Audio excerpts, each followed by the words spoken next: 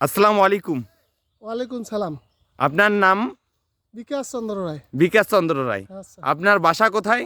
বাসায় পঞ্চপুকুরে, পঞ্চপুকুর, উত্তরা শশী, উত্তরাশশী, ধনতলার পার। ধানতলার পার। আচ্ছা, আপনি যে ভ্যান চালান, আচ্ছা, তো আপনি কাকে ভোট দিতে চান?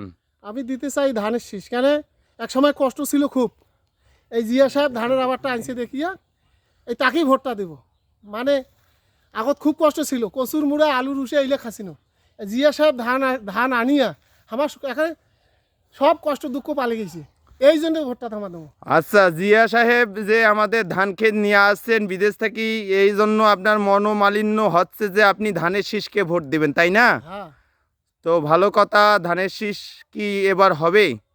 এখন সেটা আল্লাহ পাক জানে। আল্লাহ পাক জানে। আচ্ছা। দেখেন, উনি হিন্দু, কিন্তু উনি অবশ্যই আল্লাহকে ভালোবাসেন এবং আল্লাহর কথা বলেন। দেখছেন, আল্লাহর কথা একবারে বলে দিচ্ছে। ভিডিওটি লাইক কমেন্ট শেয়ার করবেন। ধন্যবাদ।